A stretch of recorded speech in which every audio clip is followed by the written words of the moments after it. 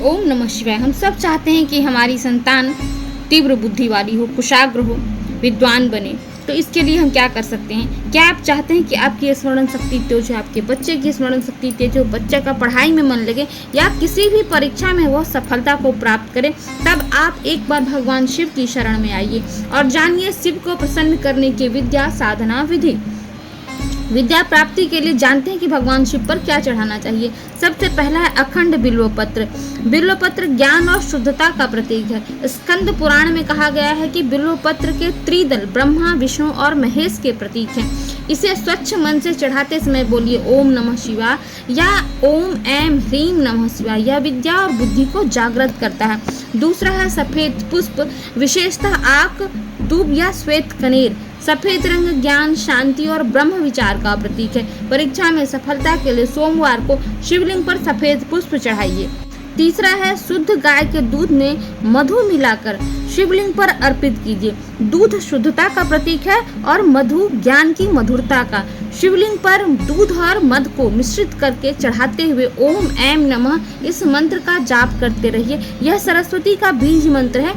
इस बीज मंत्र के साथ भगवान शिव को अर्पित कीजिए। यह अभिषेक आपके बच्चे की बुद्धि तीव्र होगी और माँ सरस्वती की कृपा प्राप्त होगी।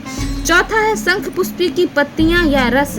आयुर्वेद में शंख पुष्पी को स्मरण शक्ति बढ़ाने वाली औषधि कहा गया है।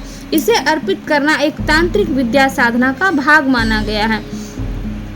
अगर आपको शंख पुष्पी की पत्तियां मिलती हैं तो वो चढ़ाइए, नहीं तो शंख पुष्पी का रस चढ़ाइए। नहीं मिलता है तो आपको आयुर्वेद की दुकान में मिल जाएगा शंख पुष्पी का रस।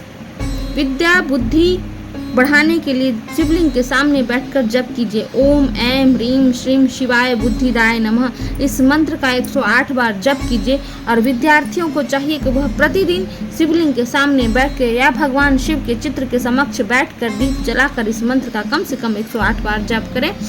और अंत में आपको ये संकल्प लेना कि हे भोलेनाथ, मेरी बुद्धि को शुभ कार्यों में लगाइए, मेरा चित्त स्थिर कीजिए और मुझे विद्यावान बनाइए। मुझे विद्या का दान दीजिए, विनय का ध्यान दीजिए। इसका धार्मिक प्रमाण है कि शिव पुराण, विद्येश्वर संहिता और स्कंद पुराण आदि में इन सब विधियों का वर्णन है। महाभारत के अनुशासन पर्व में भी भगवान शिव की कृपा से ही युधिष्ठिर को भी ज्ञान प्राप्त हुआ था। जहाँ शिव है वहाँ ज्ञान है, ध्यान है और समाधान है। तो श्रद्धा से चढ़ाई गई प्रत्येक वस्तु आपके मन को प्रकाशित करती है और आपके जीवन में विद्या और बुद्धि का प्रकाश भरती है। विद्या और बुद्धि का प्रकाश होने से आपका जीवन सदैव आलोकित रहेगा। किसी भी अंधकार में आप सदैव ज्योतिर्मय रहेंगे। तो वीडियो अच्छा लगे तो लाइक, शेयर और सब्सक्राइब अवश्य कीजिए। नमः शिवाय।